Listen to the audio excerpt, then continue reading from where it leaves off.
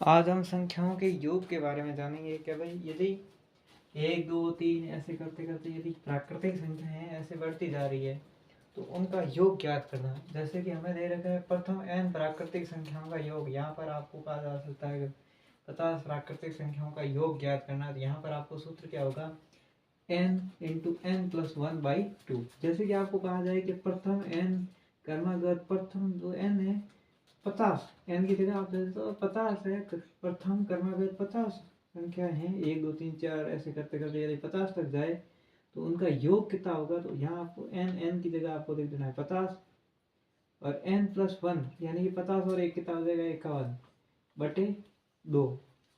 ये यदि आपको प्रथम 50 संख्याओं का योग ज्ञात करना है तो क्रमागत तो 25 इंटू 51, यहाँ पर उत्तर आ जाएगा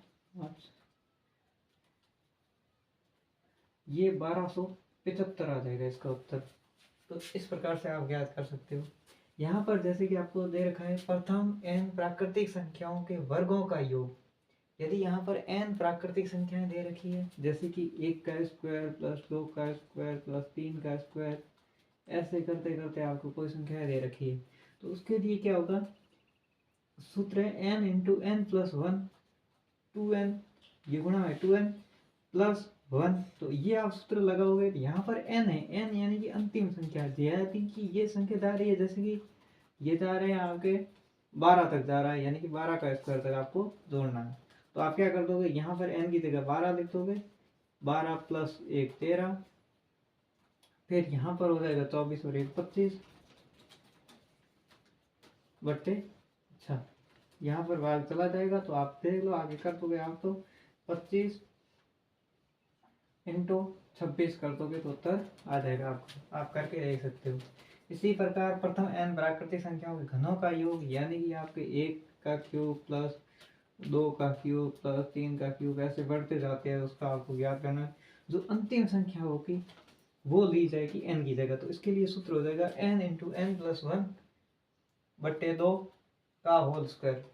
n स्क्वायर इसको आगे हल करोगे इसका तो आ जाएगा n स्क्वायर n प्लस 1 का होल स्क्वायर बट्टे 4। प्रथम n प्राकृतिक सम संख्याओं का योग ज्ञात करना है n इंटू एन प्लस 1। प्रथम n प्राकृतिक जो सम संख्या है उनके वर्गों का योग ज्ञात करना है 2n n plus 1 2n plus 1/3। प्रथम n क्रमागत जो है सम संख्याओं के घनों का योग ज्ञात करना है, तो आपको दो कॉमन ले लेना है, 2n इंटू एन प्लस 1 का whole square, 2n square n plus 1 का होल स्क्वायर। तो ये दोनों में से कोई भी सूत्र आप काम में ले सकते हो। तो इससे ये संख्याओं का योग ज्ञात किया जा सकता है। अब जो प्रथम n विषम संख्या है, प्रथम n यानी कि 1 3 5 ऐसे करते करते जा रही, तो जो प्रथम n होगी, n यानी कि जितनी तक जा रही है 50 तक जा रही है, जितनी तक जा रही है उसका स्क्वायर होगा, यानी कि n स्क्वायर उसके बराबर होगी। अंतिम संख्या होगी वही n है।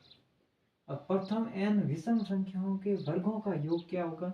विषम संख्या जैसे कि 1 है, फिर 3 है, फिर 5 है, इसी प्रकार जा रही है, इनके वर्गों का योग क्या होगा, n इंटू ये तो कोष्टक में आ जाएगा 2n प्लस 1 कोष्टक बंद, फिर 2n माइनस 1 कोष्टक बंद, फिर आ जाएगा बट्टे 3। तो प्रथम n क्रमागत संख्याओं के घनों का योग क्या हो जाएगा, n square 2n square minus 1 ये रहेगा।